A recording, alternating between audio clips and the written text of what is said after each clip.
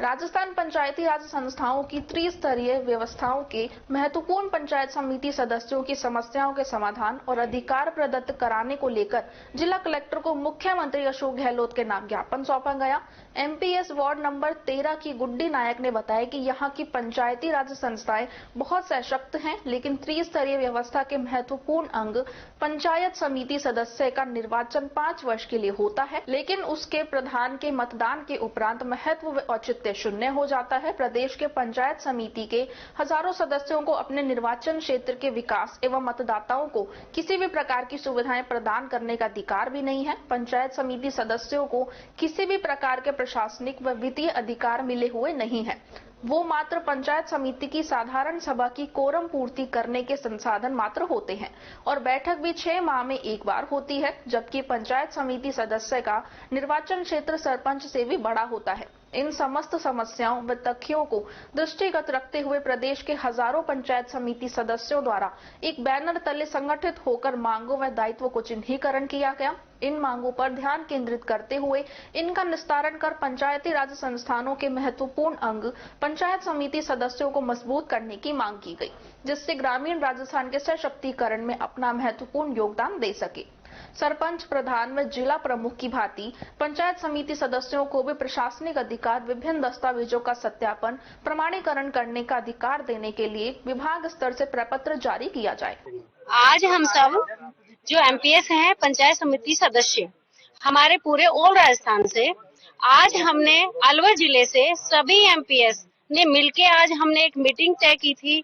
इससे पहले भी हमने उपखंड अधिकारी मालाखेड़ा को भी और जिला कलेक्टर महोदय अलवर को भी हमने ज्ञापन दिया था कि हमारे जो पंचायत समिति सदस्य हैं उनको सिर्फ क्या करते हैं कि जब प्रधान बनाया जाता है तो उस समय सिर्फ उनको एक तरह से यूज में लिया जाता है। जिस तरीके से हम टिश्यू पेपर को यूज में लेते हैं उसी तरीके से हमें सिर्फ यूज में लिया जाता है, बाकी कुछ नहीं होता। जैसे ही प्रधान का गठन हुआ, गठन होते के साथ में ही हमारा वहाँ पे कोई वैल्यू नहीं होता। ऐसा होता है कि जैसे कि दूध में से मक्खी निकाल को फेंक दी हो। अब आपने ज्ञापन दिया है तो आप उसमें क्या मांग रहे हैं? हमारा ये है कि हमारी जो 9 सूत्री मांगे हैं उनको पूरी की जाए। जैसे कि जिस तरीके से सरपंचों को एक राइट से दिए जा रहे हैं, उनको अधिकार है कि वो ग्राम पंचायत में जो भी काम किए जाते हैं उन कामों को उनको एक अहमता दी जाती है, लेकिन डायरेक्टर्स को ना ही कोई मीटिंग में पूछा जाता है, ना ही कोई कार्य दिया जाता है। उस कार्य को लेकर के डायरेक्टर्स का यहाँ तक कि उसका साइन भी नहीं लिया जाता है। उसकी बातें तो दूर है कि उसे ये भी नहीं पूछा जाता कि आपकी ग्राम पंचायत में ये कार्य दिया जा रहा है। तो मेरा सरकार से हम्बली रिक्वेस्ट है कि हमारे जिस तरीके से सरपंचों को अधिकार दिए गए हैं उसी तरीके से हम जो पंचायत समिति सदस्य हैं उनको भी अधिकार दिए जाने चाहिए, जिससे कि हम ग्राम पंचायत में जिस ग्राम पंचायत से हम खड़े होते हैं और हम उनके लिए विकास के वादे करते हैं कि हमारे विकास कार्य हम करवाएंगे। गांव के लोगों से कहा जाता है कि आपके सड़क डलवा देंगे, पानी की व्यवस्था करा देंगे, बिजली की व्यवस्था करा देंगे, लेकिन हमारे हाथ में कुछ होता ही नहीं है। तो हम उनकी जो है प्रॉब्लम, जो समस्या है, उनको हम कहाँ से पूरी कराएं।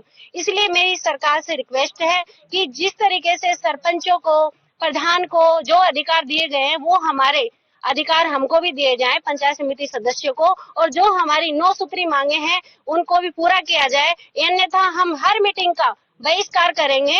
यदि आपकी मांगे नहीं मानी जाती तो आगे का क्या रणनीति रहेगी? आगे के लिए हमारी रणनीति यही रहेगी कि हम सभी पंचायत समिति सदस्य पूरे ऑल राजस्थान में हर मीटिंग का बहिष्कार करेंगे जब तक हमारी मांगे पूरी ना हो।